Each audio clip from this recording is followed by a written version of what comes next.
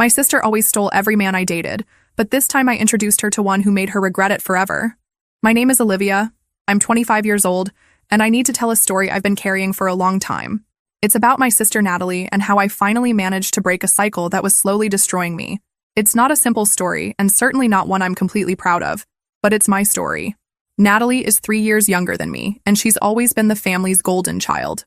While I was the responsible one, the studious one, the one who got good grades and never caused trouble, she was the beautiful one, the charismatic one, the one who could get anything she wanted with a smile and some strategic tears. Our parents always made this clear through daily comparisons. Why can't you be more easygoing like Natalie? Or, Olivia, your sister has a special way with people, you should learn from her. The pattern started when I was 16. I was dating a senior boy named David. It was my first serious relationship, that intense teenage love that feels like it will last forever. Natalie was only 13 at the time, but she already showed a disturbing intuition about how to get male attention. During a house party, she showed up wearing one of my tightest shirts and started asking innocent questions to David about his hobbies, his dreams, his fears. Within 2 weeks, he broke up with me saying he needed space and wasn't ready for anything serious. A week later, I found them kissing in the backyard. When I confronted my parents about Natalie's behavior, the response was always the same. She's just a child, Olivia. She doesn't understand what she's doing. You should be more understanding with your little sister. But I saw in her eyes that she understood perfectly. There was a subtle satisfaction, almost imperceptible, when she got what she wanted. And what she wanted was always what was mine. At 17, it was Marcus, the basketball team captain. At 18, Jeremy, my chemistry lab partner whom I had studied with for months before we grew close. At 19, it was Alex, whom I met in college and with whom I spent the entire summer talking on the phone. The pattern was always the same. Natalie would appear, show interest in the same subjects they liked, flirt in an apparently innocent way, and within weeks or months, they would completely lose interest in me. The most painful part wasn't losing the boyfriends. Over time, I began to realize that if they were easily seduced by a younger girl, maybe they weren't really the type of man I wanted by my side. What hurt me most was the family's complicity. Natalie was never held accountable for her actions. It was always just a coincidence, or she didn't do anything wrong. The boys just changed their minds on their own. When I turned 20 and entered my 3rd year of accounting college, I thought maybe things would change. Natalie was in her senior year of high school, busy with her own responsibilities. For a few months, I had the illusion that I could finally have normal relationships, without the constant threat of family sabotage. That's when I met Daniel, an engineering student who worked part-time at the university library. He was different from the others. More mature, more focused, genuinely interested in deep conversations about the future. We dated for 4 months before I made the mistake of bringing him to Natalie's birthday dinner. During the following weeks, she asked seemingly casual questions about my routine, my weekend plans, the places I frequented. I knew I was being investigated, but I couldn't imagine how she would discover more details without me inadvertently providing clues. Her justification was always the same, delivered with that sweet smile she'd used since childhood. It's not my fault if they prefer someone younger and more interesting, Liv. Maybe you should ask yourself why you can't keep them interested. And when I tried to argue or show my indignation, she would add, "Besides, I'm just showing the truth about them. If they really loved you, they wouldn't be so easy to conquer, don't you think?" That's how I spent my 20s, always looking over my shoulder, always waiting for the next person I was interested in to eventually be seduced by my younger sister. I began to develop a strange kind of romantic paranoia, analyzing every interaction, every exchanged glance, every prolonged conversation as possible, signs that family betrayal was starting again. The first cases of betrayal began when I was 16 in high school, and Natalie was only 13, but they evolved into more calculated tactics as she grew up and became a spoiled young adult. Natalie used dramatic tantrums and emotional manipulation to win over Olivia's boyfriends, always being defended by the parents as just a child who doesn't understand. In high school, her tactics were more direct. She would simply show up where my boyfriends were, act lost or confused, and ask for help with homework or advice about teenage problems. She had a natural talent for seeming vulnerable and needing protection, which awakened the protective instinct in boys. In college, her strategies became more sophisticated.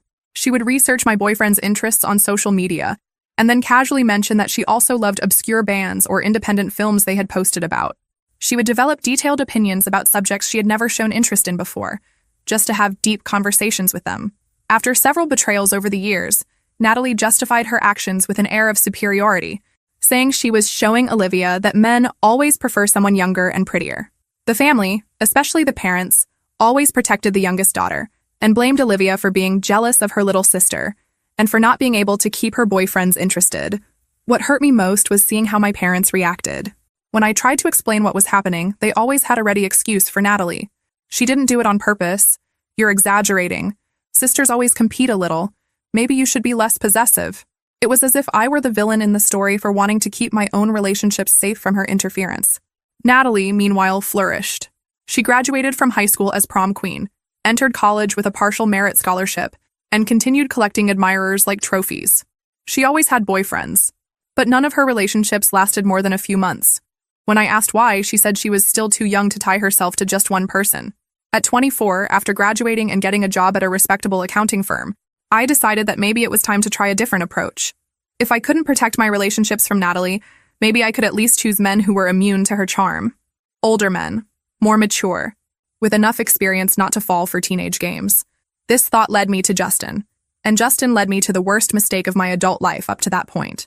Justin was 28, worked as a supervisor at a logistics company, and seemed to have the emotional stability I was looking for. I met him through a dating app, and our first dates were everything I expected. Mature conversations about future plans, shared interests in books and movies, and a physical chemistry that developed slowly, without rush. For 6 months, I managed to keep Justin completely separated from my family. I invented creative excuses for all family events, said he was traveling for work whenever my mother asked when she would meet him, and even went so far as to create a fake social media account just to interact with him without Natalie being able to track our movements. But every secret has an expiration date, and ours expired during Christmas that year. My aunt casually commented during dinner that she had seen me with a very handsome young man at the mall the previous week.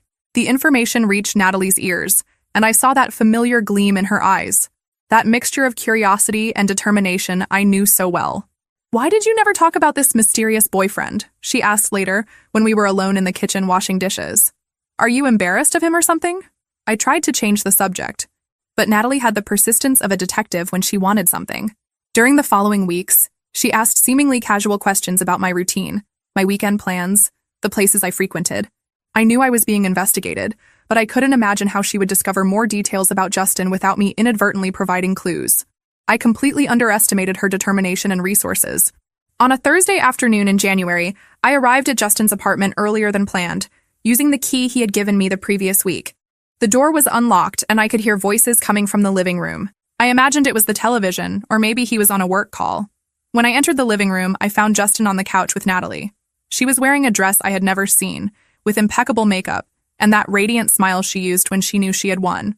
Justin barely looked in my direction when he saw me. He was completely hypnotized by whatever conversation they were having. "Hi, Liv," Natalie said with fake joy. "What an incredible coincidence. I was just telling Justin about that time when you—" I didn't listen to the rest. Blood was pounding in my ears so hard that the words became distant noise. I knew this scene. I had lived variations of it so many times that my body reacted automatically. Stomach contracting, hands beginning to shake, that familiar feeling that the ground was disappearing from under my feet. "How did you find out where he lives?" I managed to ask, my voice coming out calmer than I expected. "Oh, it was super easy," she replied naturally. I looked up his name on LinkedIn, found his company, called there pretending to be a delivery person with a package to deliver, and the receptionist gave me the address. People are so helpful when you're polite, don't you think? Justin finally looked at me, and I saw in those eyes the same expression I had seen so many times before. It wasn't guilt or regret. It was pure fascination. He was discovering that there was a younger, prettier, more interesting version of me available, and all the emotional investment he had made in our relationship was being rapidly recalculated. I left the apartment without saying anything more. I knew exactly how the story would end, and I didn't have the energy to watch another performance of the same script that had traumatized me for years. Justin called me a few hours later with an elaborate excuse about needing time to think about what he really wanted from life. 2 weeks later, I saw photos of them together on Natalie's Instagram. She had changed her profile to public specifically so I would see. In the caption, she wrote, "Sometimes love appears when we least expect it." Olivia's most serious relationship, of 2.5 years with Justin, with whom she was planning to move in together, was destroyed when Natalie seduced Justin during the family's New Year's Eve party. The betrayal happened in Natalie's room, and Olivia discovered them when she went to warn that their parents were arriving home. It was New Year's Eve, And as always, our family gathered at my parents' house for a traditional celebration. This time I had decided to officially introduce Justin to everyone. After 2.5 years together, it seemed ridiculous to keep hiding him. We were making serious plans. We had talked about living together, about our career goals, about the possibility of marriage in the future. Justin fit perfectly into the family dynamic during dinner. He talked about sports with my father, complimented my mother's food, and was polite, but not excessively attentive to Natalie.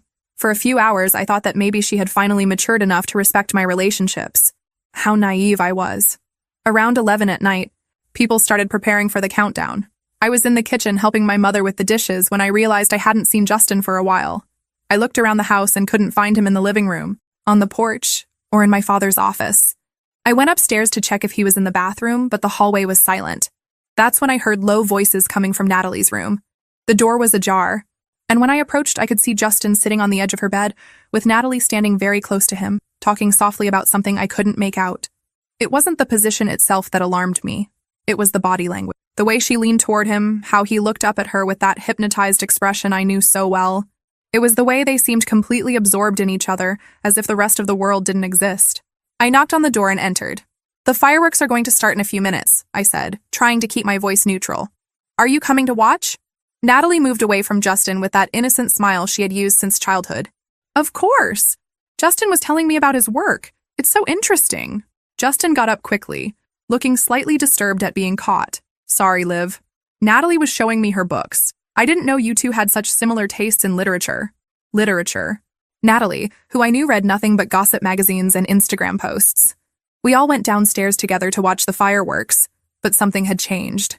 During the countdown, Justin was beside me, but his attention was clearly elsewhere.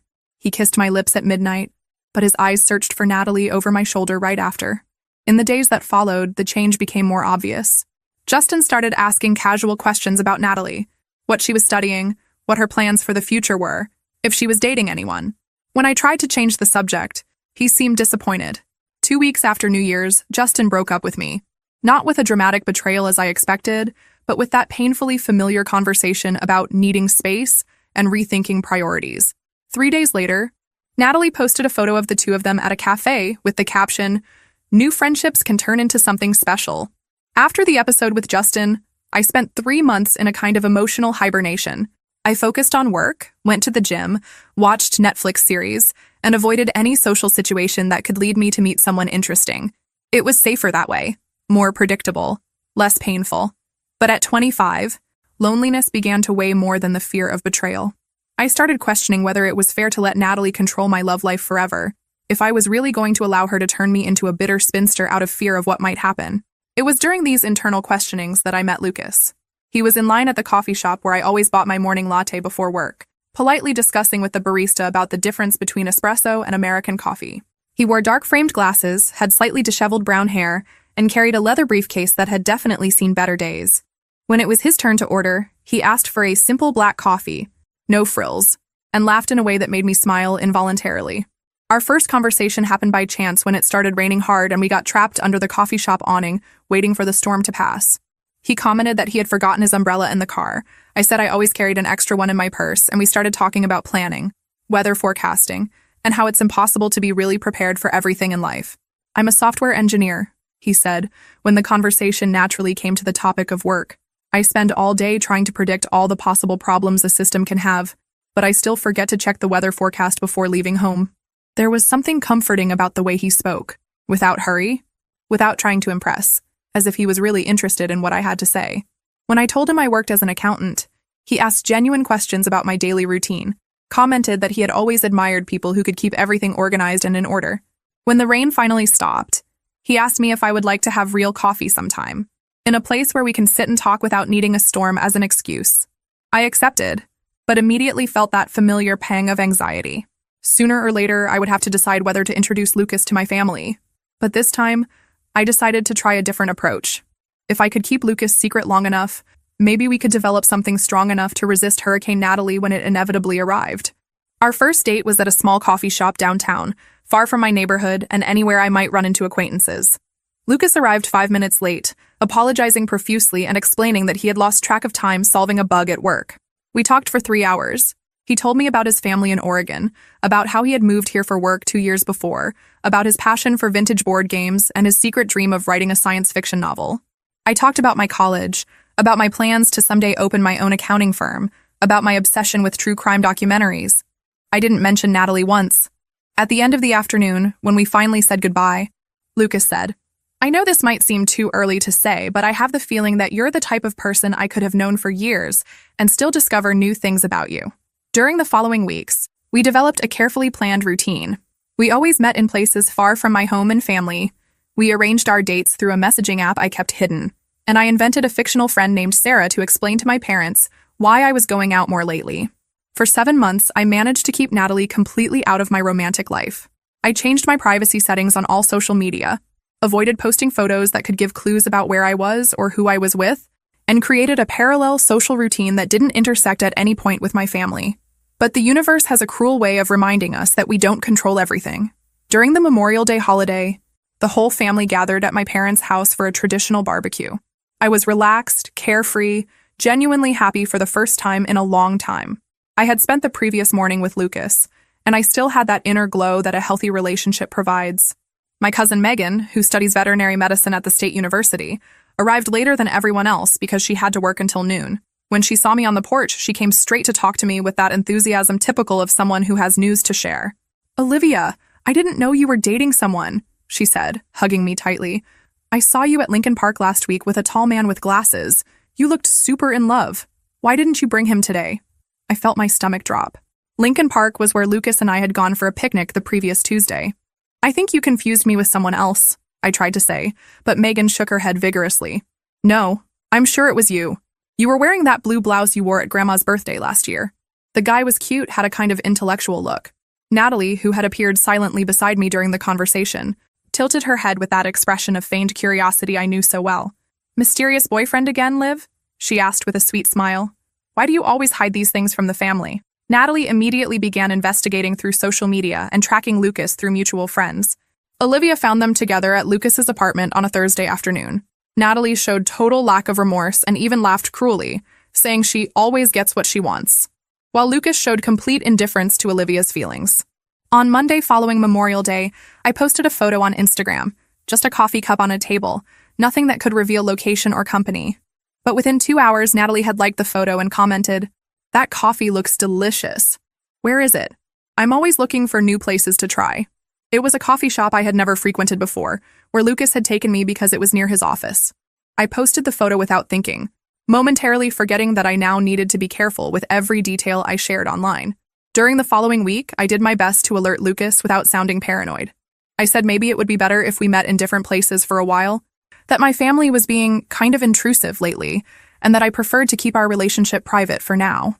"It's not that I'm in a hurry," he said during dinner at a Thai restaurant on the other side of town.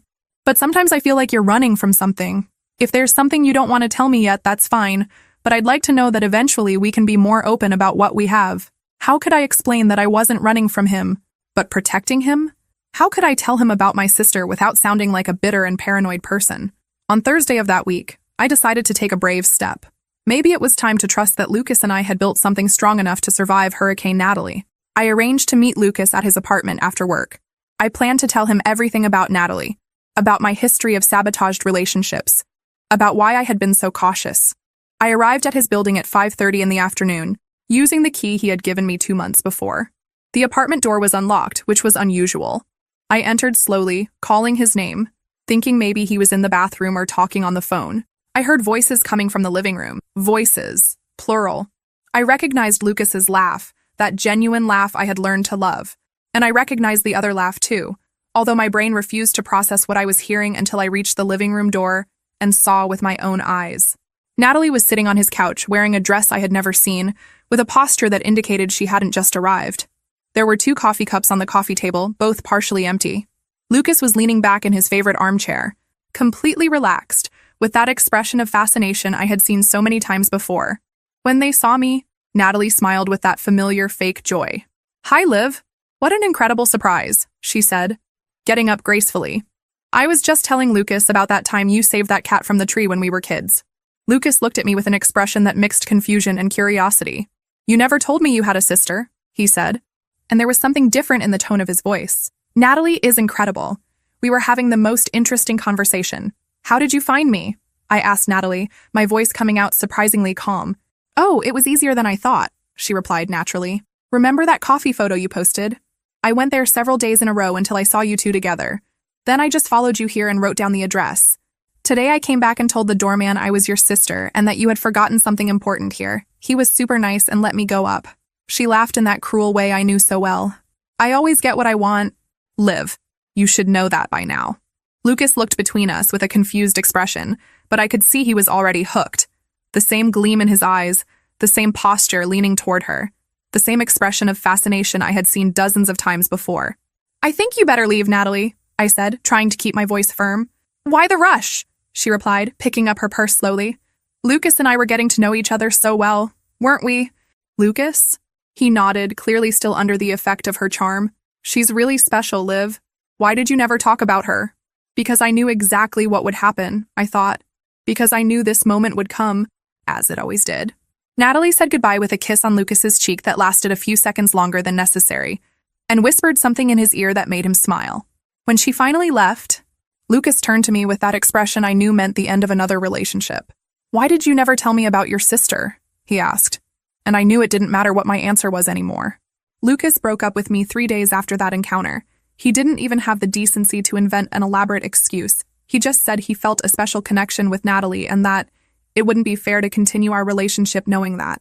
When I asked if the 7 months we spent together meant nothing, he replied that sometimes the right person appears when we least expect it. The right person. As if Natalie were some kind of soulmate he had found by chance, and not a calculating predator who had tracked me down specifically to destroy another relationship. That night, alone in my apartment, I finally admitted a truth I had avoided for years. I hated my sister. It wasn't jealousy, it wasn't envy, it wasn't healthy competition between sisters. It was pure and crystalline hatred for someone who had spent almost a decade systematically destroying my ability to trust relationships. To believe I could be loved. To imagine a future where I didn't have to hide every important person in my life. And for the first time, I began to wonder, what if, instead of always running away, I finally gave Natalie exactly what she wanted? Consumed by anger and tired of always being the victim of her spoiled sister, Olivia decided it was time to give Natalie exactly what she wanted. An irresistible man who would teach her a lesson. She used her access to the public records system at the accounting firm where she worked to research criminal backgrounds and court proceedings. The idea came to me during one of those sleepless nights that followed the breakup with Lucas. I was lying in bed, mentally going over all the relationships Natalie had destroyed, when a question arose in my mind. What if I stopped trying to protect my boyfriends from her and, instead, introduced her to someone who would teach her a lesson? At the accounting firm where I worked, we had access to various databases for background checks on potential clients. It was part of our security protocol to detect fraud or financial risks. I had never used these resources for personal purposes, but the temptation was right there, in front of me. On the following Monday, when all my colleagues went out for lunch, I stayed in the office and began to search. I looked for men in the 30 to 40 age range with a history of legal problems related to relationships, marriage fraud, romance scams, domestic violence cases, anything that indicated a pattern of predatory behavior with women. It was wrong. I knew it was wrong. But with each name that appeared on the screen, with each case I read, I felt a dark satisfaction growing within me. Finally, I had a way to get revenge. After 2 weeks of careful research, I found the perfect candidate, Nicholas Chen, 33 years old, with an impressive history of manipulation and psychological abuse. He had been sued by 3 different ex-girlfriends for financial fraud, had an assault charge that was dropped for lack of evidence, which usually meant the victim was convinced not to testify, and was currently facing a civil lawsuit for a fake investment scheme that had cost several people their retirement savings. The most interesting thing about Nicholas was that he was incredibly charming.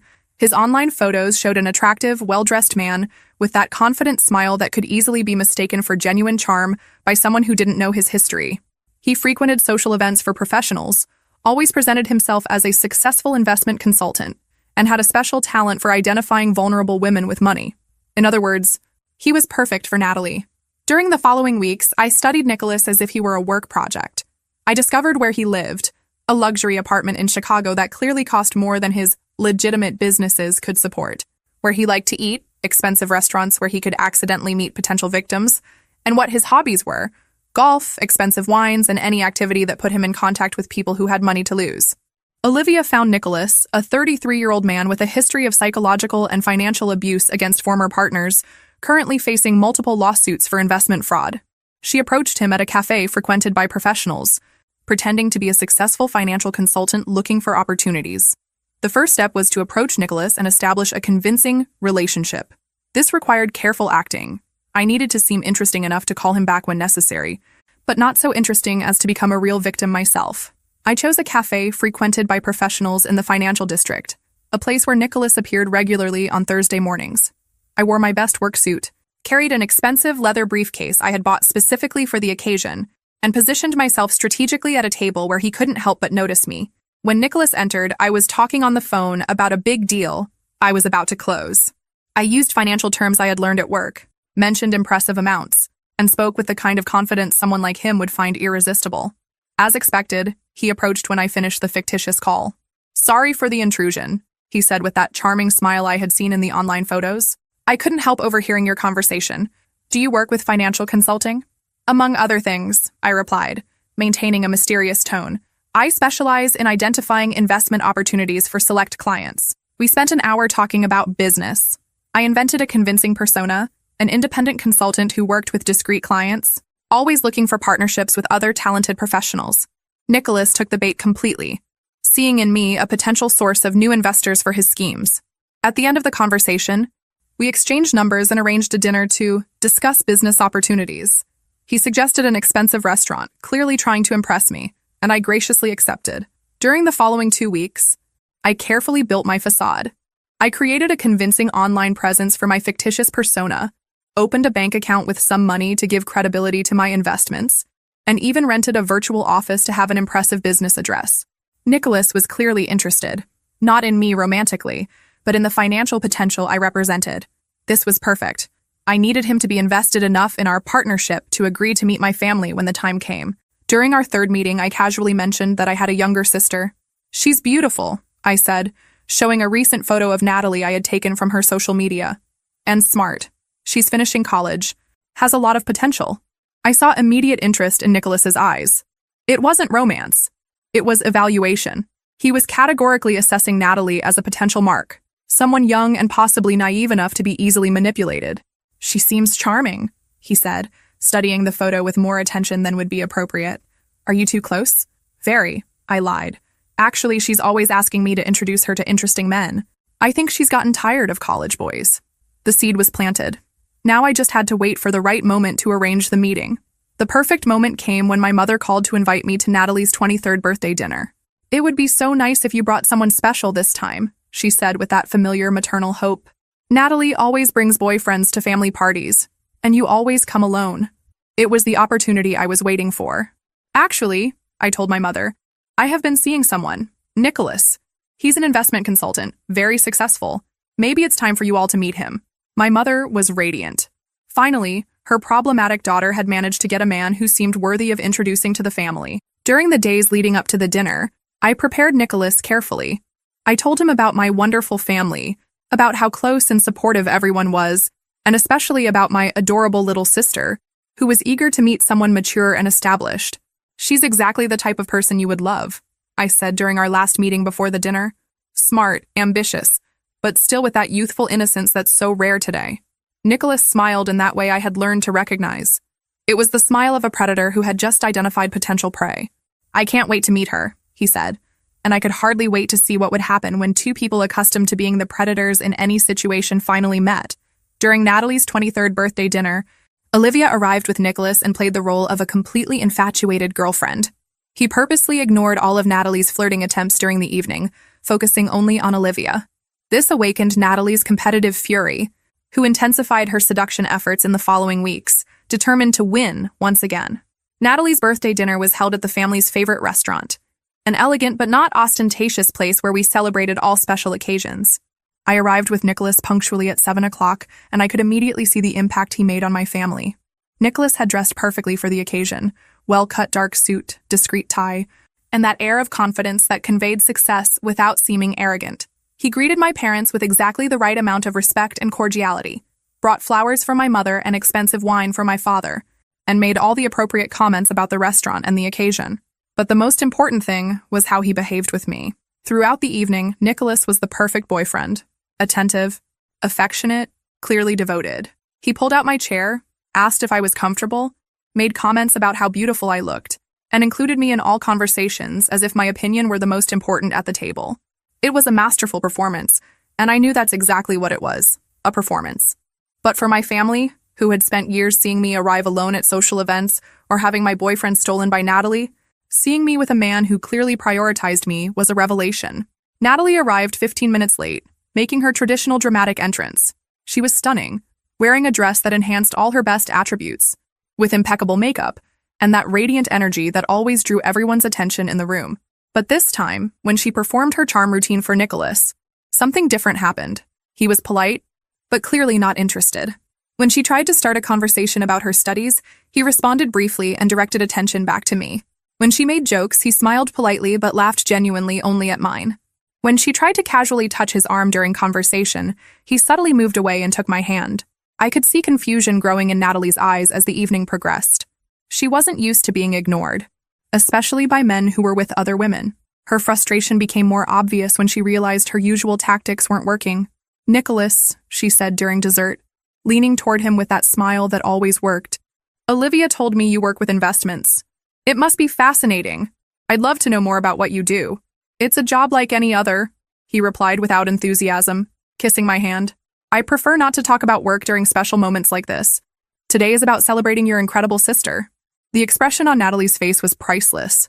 For the first time in her life, she was being publicly rejected by a man who clearly preferred my company to hers. At the end of the evening, when we were saying goodbye, Nicholas was cordial but distant with Natalie. He politely congratulated her on her birthday, but showed no interest in seeing her again or maintaining contact. "It was a pleasure meeting Olivia's family," he told my parents. "Especially someone as special as her deserves a wonderful family." We left hand in hand, leaving behind a Natalie visibly disturbed for the first time I could remember. During the following weeks, Natalie did exactly what I expected her to do. She began asking me questions about Nicholas, where he lived, where he worked, what his hobbies were. She started showing up in places where I normally went, clearly hoping to run into me and have another chance to impress him. I carefully fed her obsession. I casually mentioned that Nicholas liked contemporary art, and the next week she was posting photos of herself at museums. I commented that he appreciated wines, and she started attending tastings. I said he was a man who valued intelligence and ambition in women, and she began posting about her studies and career plans with a frequency she had never shown before. "He seems really special," she said during a family lunch 2 weeks after the birthday. "You two seem very happy together." There was something forced in the way she said this, as if the words left a bitter taste in her mouth. "We are very happy," I replied, smiling in a way I knew would irritate her. "Nicholas says he's never met anyone like me." The plan was working perfectly. For the first time in her life, Natalie wanted something she couldn't have simply by being younger and prettier.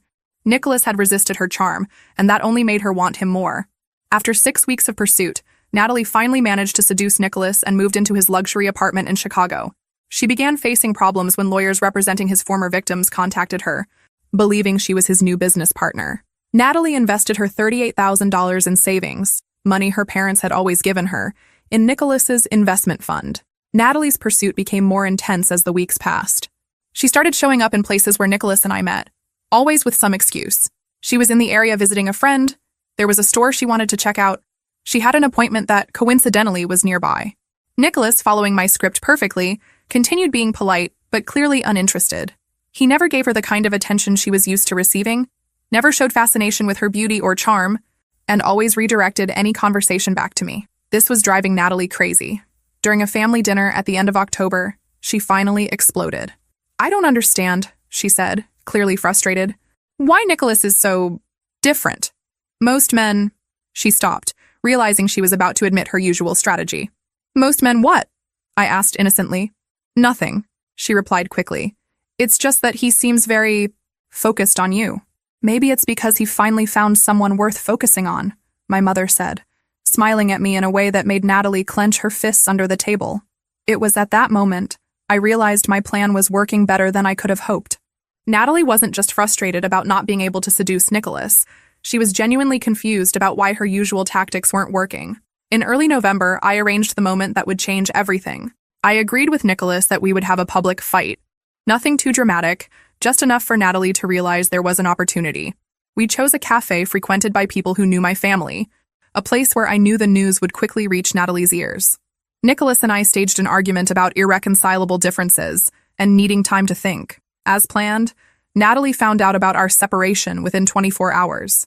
And as I expected, she immediately saw this as her chance to finally get what she had been pursuing for months.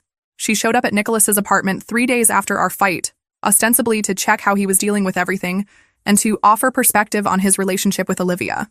Nicholas called me that night to tell me she had spent 3 hours at his apartment, offering a friendly shoulder, consoling him about the loss of our relationship, and making it clear she was available if he needed company during this difficult period.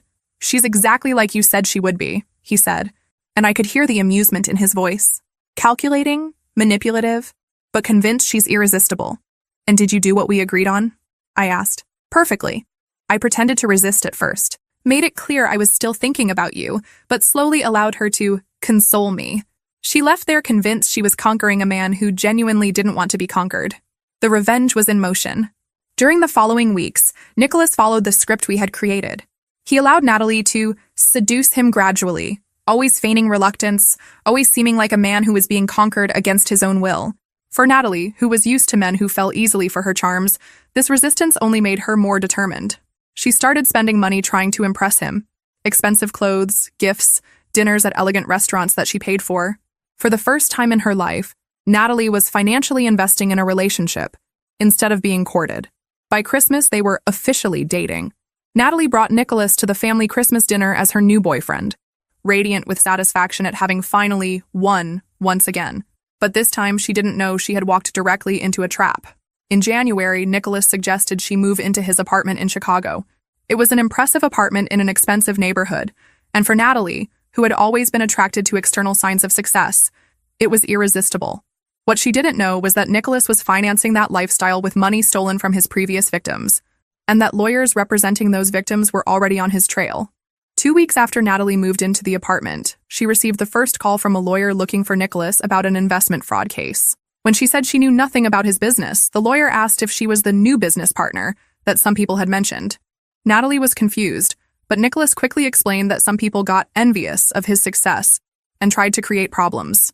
He said it was important that she not talk to strangers about their private life. That's when he started talking about an incredible investment opportunity he had just discovered. Nicholas became progressively more controlling and manipulative, isolating Natalie from friends and family. During an argument about money, he pushed Natalie, causing a bruise on her left shoulder. When Natalie tried to leave, she discovered he had drained all her accounts and credit cards. The FBI raided the apartment and arrested Natalie as a suspect in the investment fraud scheme. Nicholas's transformation from attentive boyfriend to controlling manipulator happened gradually, exactly as I had predicted based on the history I had found about him. Natalie, who had always been the predator in her relationships, didn't recognize the signs that now she had become the prey. First, he began questioning her plans and activities. "Why do you need to go out with your friends so frequently?" he would ask. "I prefer when it's just the two of us." Initially, Natalie found this romantic. Finally, a man who wanted all her attention. Then, he started subtly criticizing her family. "Your sister has always seemed a bit resentful, don't you think? And your parents clearly favor her.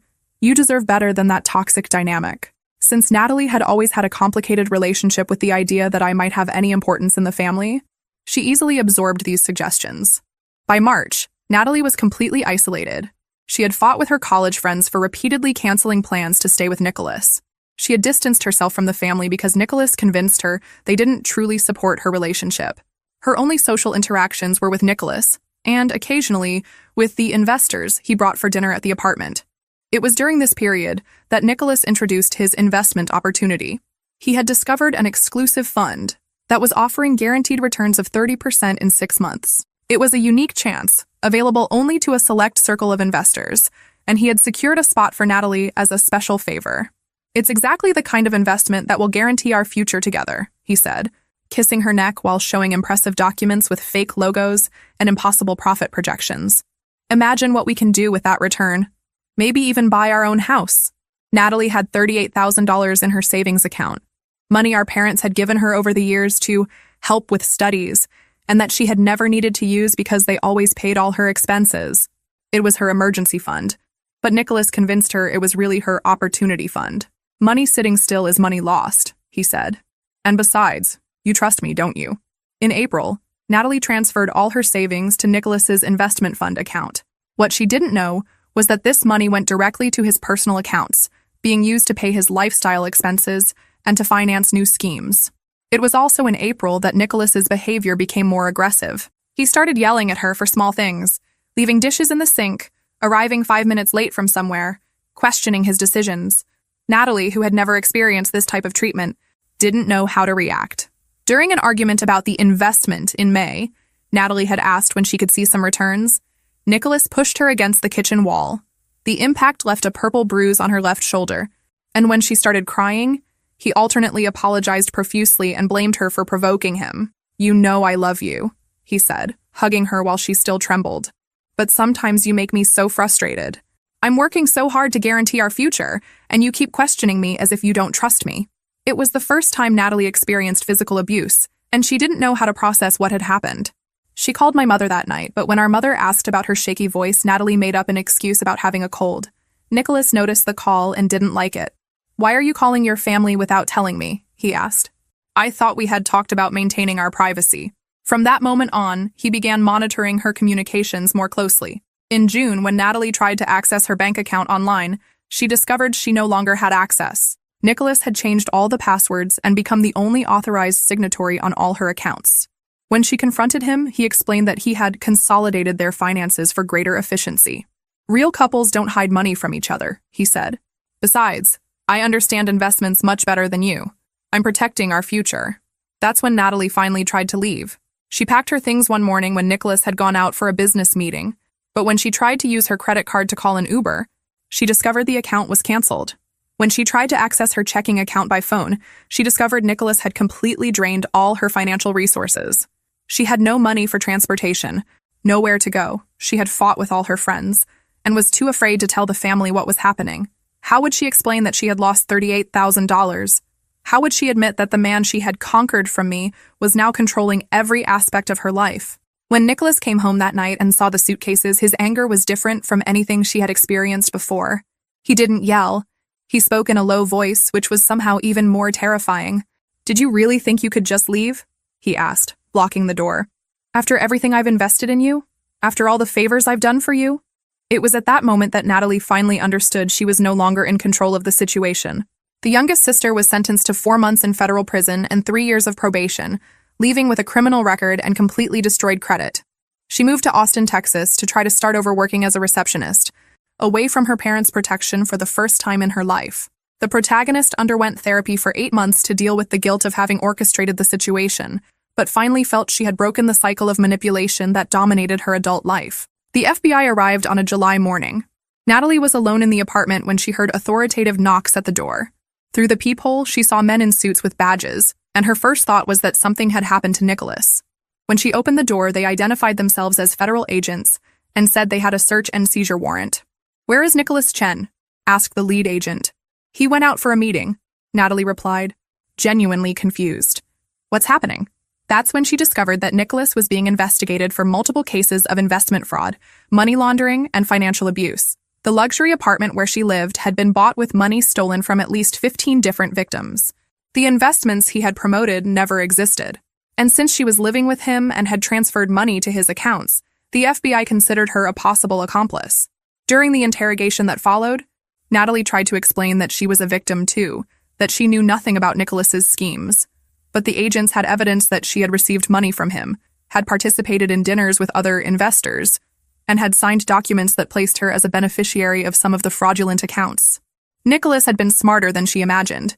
He had systematically implicated her in his crimes, using her naivety and greed against herself. Natalie was arrested that day and indicted as an accomplice in a federal fraud scheme. She spent 6 months in jail awaiting trial, time during which she finally understood the extent of the manipulation she had suffered. Our parents hired an expensive lawyer, but the evidence was overwhelming. The best deal they could get was a guilty plea in exchange for a reduced sentence, 4 months in federal prison, 3 years of probation, and the obligation to pay restitution to the victims. Money she didn't have, since Nicholas had stolen all her savings. When Natalie got out of prison, she was a completely different person. The arrogant confidence had disappeared, replaced by constant anxiety and deep distrust of anyone who approached her.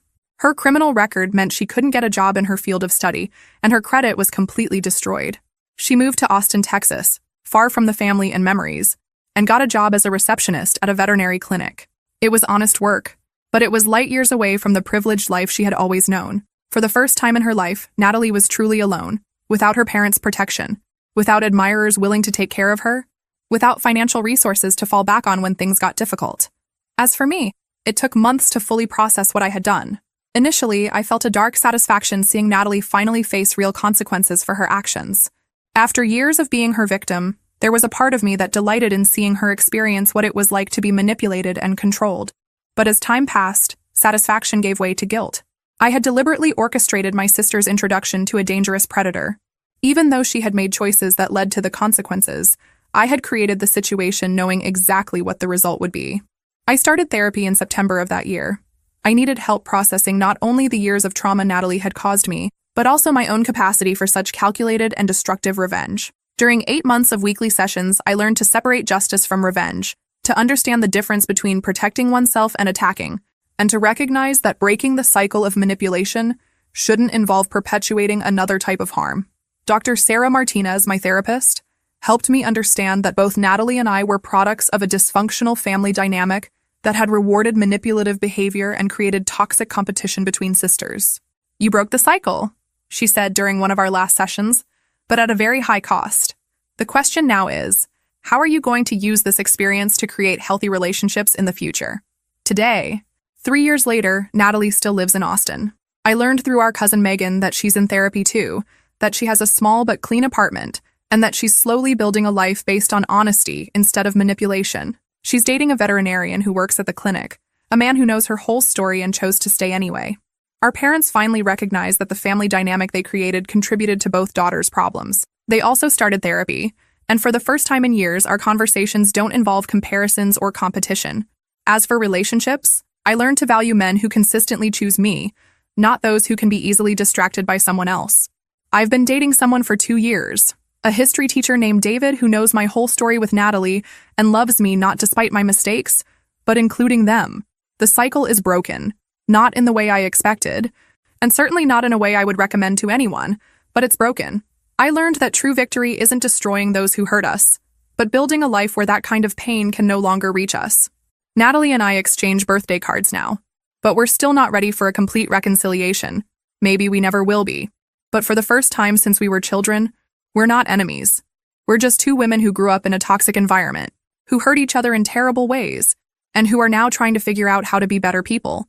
Sometimes, breaking a cycle means accepting that some things can't be completely repaired, only transformed into something different, something that allows everyone to move forward.